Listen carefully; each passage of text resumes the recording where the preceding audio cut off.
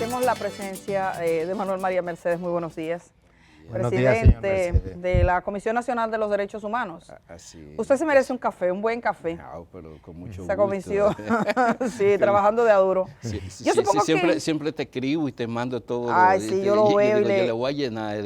No, para nada, yo le agradezco mucho y agradezco a toda la gente que por eso puedo yo enterarme de las cosas que pasan en el país, porque la gente me dice, porque imagínese. Sí, sí. Mire, Manuel María Mercedes, antes de usted llegar estábamos hablando a propósito de la divulgación de la presencia de una cárcel, que sacaron unos 80 detenidos que estaban en un Eran sótano. 100 y pico. ¿Usted estuvo ahí? Claro. Cuéntenos, ¿cómo era ese lugar y desde cuándo usted lo conocía? Mira, Eddie, cuando entró en vigencia los cambios que mediante resoluciones ha venido haciendo el Poder Judicial, entonces, para sacar un poco de aprieto la situación que se daba en la Charle, se creó entonces en Santo Domingo Oeste una fiscalía, como mandaba la ley, se creó una corte y se produjeron varios juzgados de instrucción que siguen siendo insuficientes.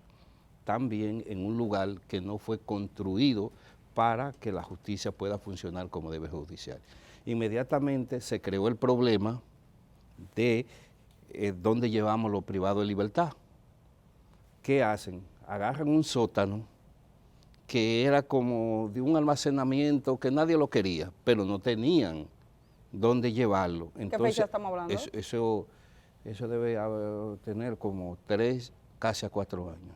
Poco antes de la pandemia. Mucho antes de la pandemia. Todavía la pandemia no había entrado en vigencia cuando se constituyó esa carcelista, como se le ha denominado, que no tiene espacio para más de 20 privados de libertad, pero en un sótano que no hay luz, no hay ventilación, todo en franca violación a lo que establece la regla mínima Nelson Mandela cuando un ciudadano es privado de libertad y que se va a la Constitución y a los pactos y convenios internacionales. Sin embargo, un lugar de 20 gente saben tener hasta 100 y 120. Ahora mismo no eran 80 que tenía. 80 solamente estaban pendientes porque ahí hay una complicidad del Poder Judicial y el Ministerio Público, que yo le llamo complicidad. Por ejemplo, cuando ahí el Ministerio Público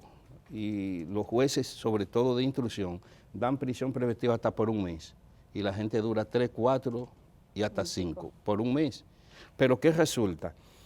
Que conforme a las normas, cuando un juez dicta orden de prisión preventiva, inmediatamente debe dar el dispositivo para que ese privado de libertad sea llevado al centro en que el juez de la instrucción ha determinado. Eso no se da. ¿Tú sabes cuánto habían pendientes con esta crisis? 80 resoluciones pendientes. 80 resoluciones 80 pendientes. resoluciones. De ese el viernes, o sea, de privado de libertad, de los 120 que estaban ahí, que deberían ser llevados a La Victoria o deberían ser llevados a otros lugares, pero si no tienen la resolución del juez, porque entonces se constituye, como usted bien lo planteaba, en un secuestro, tú no puedes en un centro de privación de libertad tener a una persona que el juez ha mandado sin su resolución. Señor Mercedes, eso está ocurriendo en la provincia de Santo Domingo. Pero es en el país. Ahí voy. Yo me imagino, porque la fantasía es libre, y la mala fe también. Yo me imagino que si eso pasa aquí, tan cerca del poder, tan cerca de los medios de comunicación, ¿qué pasará en la frontera? No. ¿Qué pasará en las tierras de donde es oriunda Edith? ¿Qué pasará en estos lugares? ¿Qué testimonio ustedes tienen de otros lugares? Por ejemplo, fíjese, ustedes hablaban de Mao. Nosotros tenemos el listado y te lo voy a enviar. Allí hay más de 60 privados de libertad. Eso me decían. En un sótano como este. ¿En un sótano también? Igual. ¿En un sótano? Claro, aquí hay más de 2.000. Alguien me dijo un caos. Pero oye, aquí hay más de 2.500 privados de libertad que están bajo la tutela de la Policía Nacional. ¿Tú sabes cómo comen? ¿Tú sabes cómo nosotros resolvemos en San Francisco de Macorís?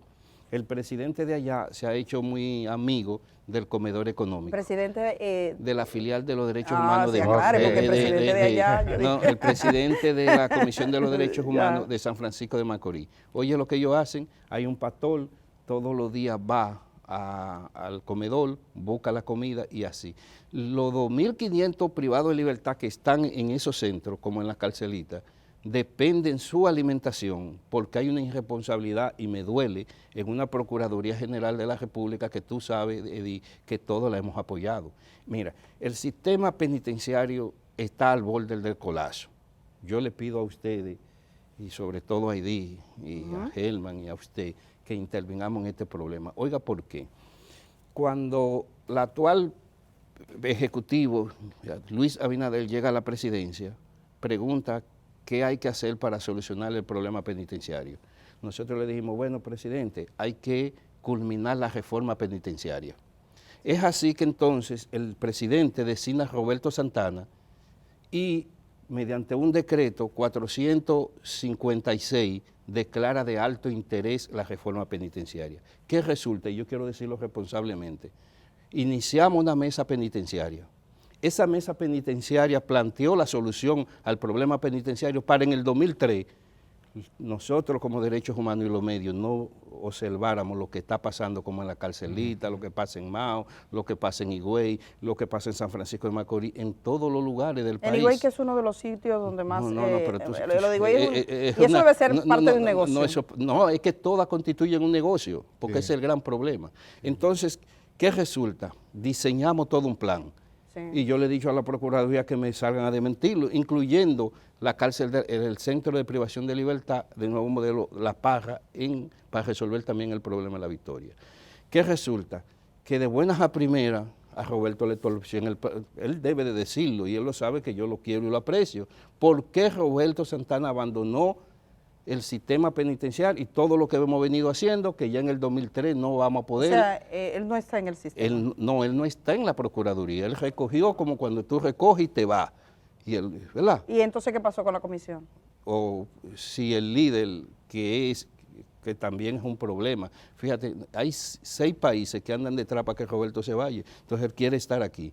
Entonces, en su país, donde él quiere llevar, que esté tenido resultados con lo que ha sido el nuevo modelo, entonces ahora el líder ha salido de circulación. Pero hay un director de prisiones y hay un nuevo modelo. ¿Qué pasa con eso? No, oye, ¿qué pasa? El decreto lo han tirado en el zafacón del olvido, ¿verdad? Para culminar la reforma. 1, 2, entra en vigencia en la ley 113-21, que es la nueva ley, ya Dirección de Prisiones no existe, Edith. Existe ahora el sistema penitenciario correccional. ¿Y ese sistema qué es un sistema que es uno de la problemática, porque entonces te constituyen algo nuevo con algo viejo que es inaceptable, que te va a dañar lo poco nuevo. Por eso es que el sistema nosotros decimos que va a colapsar y va en camino al colapsar, y nosotros tenemos datos estadísticos. ¿Tú entiendes? Porque entonces esa ley tiene que ir precedida de un reglamento.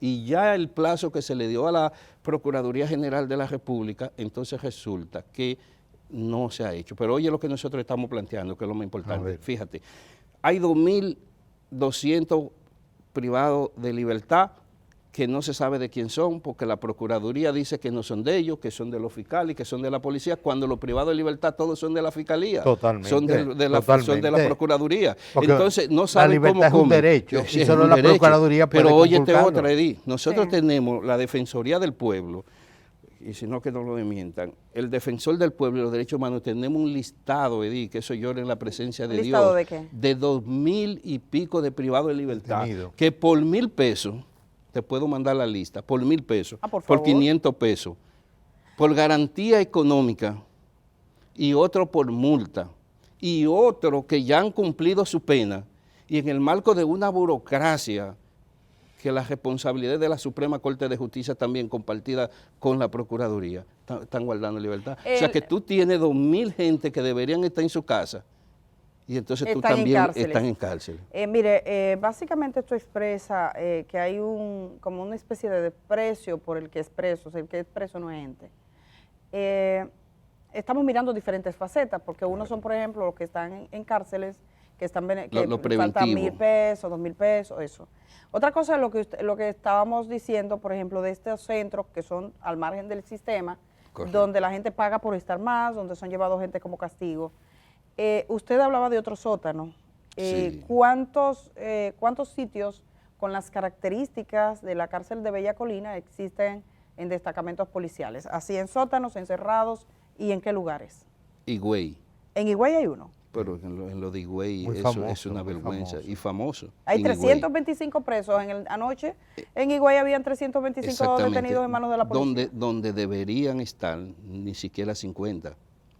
No me digas. Que ahí hay una deuda en ese centro. ¿Y ese es un sótano también? Claro, eso es peor que un sótano. Bueno, ¿usted ha entrado? Pero todas, sí. Edith, yo hice, oye bien, yo viví 2 años en prisión sin estar preso, haciendo una maestría, viviendo con los internos, y eso me gradué en una maestría en administración penitenciaria, y las autoridades lo saben. Ni hablar en lo que ha estallado el problema de aquí de la colina. Pero tú coges para Asua. También. Tú coges para San Francisco de Macorís, porque o sea, es el país. Tú coges, pero en Mao. Oye, yo vi un señor, oiga, que yo, por eso es que, oye, un ciudadano con una garantía económica de 30,000 pesos y tiene 3 años. ¿Usted cree? 3 años en un sótano, oye, sin ventilación, todos tienen la misma característica, porque es como cuando a ti te desalojan y tú no tienes para dónde entrar, y entonces las autoridades se han visto obligados de crear centros de privación de libertad en lugares donde no están habilitados ni acondicionados para eso, y entonces nadie es responsable, porque cuando tú vas al director del sistema penitenciario correccional, te dice, no, pero es que no son míos, y en Pedernales. Yo quisiera que tú fueras a Pedernales, para que tú veas en esos países lejos, como ustedes decían ahorita, fronterizos, es tierra de nadie. Pero, y en Esperanza, y en Montecristi. Yo nada más quisiera corregir algo, porque es importante en el uso de las palabras. Para el sistema de la Procuraduría General de la República, el sistema judicial, todos somos parte del mismo, es decir, ninguno de esos dos sistemas puede decir, usted no me pertenece. O sea, cualquier persona que esté detenida de forma inhumana, que esté secuestrada, que esté en un lugar que no es lo correcto, es responsabilidad de la Procuraduría y del sistema legal. O sea, tiene que haber un juez que diga, a usted lo vamos a detener por un mes, porque hay peligro de fuga, por lo que sea. Tiene que haber. Y cuando se acabó ese mes, ese mismo día, cuando se acaba, usted se va de ahí. Al menos que no le renueven la medida de coerción. Está pidiendo la Procuraduría que separen al Servicio de Atención Penitenciaria, que ese es otro tema. Pero con usted vamos a tener que conversar, evidentemente, posteriormente por un asunto de tiempo. Sí quiero compartirle una pregunta que está haciendo nuestro compañero Germán Marte desde la redacción del periódico El Día. Él está preguntando cuánto tendría que pagar un recluso, un interno, para que lo pasen de un sótano a una cárcel limpia. O sea, ¿cuánto se paga generalmente? Mira, eso es una tarifa que depende del imputado. ¿Cobra tarifa? Cobran tarifa. En todos se cobra tarifa, incluyendo la Victoria. Oye, la Victoria produce, oye bien, con lo que produce la Victoria, que son 7 millones semanal, si tú lo multiplicas, te da más de 30 millones. Pues yo creo que usted se queda corto porque yo he entrevistado a varias personas que me hablan de 100 millones al mes de la Victoria. Bueno, 7 millones son las ganancias. Me dijeron eso. La ganancia, 7 millones. No, pero eso es lo que te estoy diciendo. Pero yo quiero en un minutico, hermano. Mira, ahí se cobran desde 2,000, 3,000, 4,000, todo depende para que tú te quedes ahí. Pero yo, un minutico, Edith, fíjate, hay 4 cosas que la Comisión de los Derechos Humanos está planteando urgente y te lo digo en segundo. Primero, hay que cumplir con el decreto 456 para terminar la reforma penitenciaria. 1. Hay que sacar ya, pero urgente, si es verdad que queremos romper con la mafia, hay que sacar a la policía de los 7 centros que ellos administran, al igual que toda esa carcelita para resolver el problema. Segundo. Tercero, hay que poner en vigencia la ley 113-21 que estatuyó el nuevo modelo y que disolvió el nuevo modelo y disolvió la Procuraduría General de la República. Cuarto, el INACIC hay que transformarlo y pasarlo todo estos organismos igual que el centro. Hay que quitarle a la Procuraduría, pero ya, y eso se puede hacer, y de hecho estamos trabajando la administración de los centros de privación de libertad para que ella se consulte. Bueno, yo creo que usted lo ha resumido de forma muy acertada, son varios puntos que hay que cumplir. Vamos a seguir conversando con usted, compártanos las listas que usted tiene. Perfecto. Y vamos a prestar atención, luego vamos a hablar por qué el desinterés de muchos fiscales en el país por la suerte de los más desfavorecidos. Gracias por estar esta mañana aquí, Manuel María Mercedes. Muchas gracias. Hacemos una pausa brevísima, estamos regresando de una vez, señores. Buenos días a los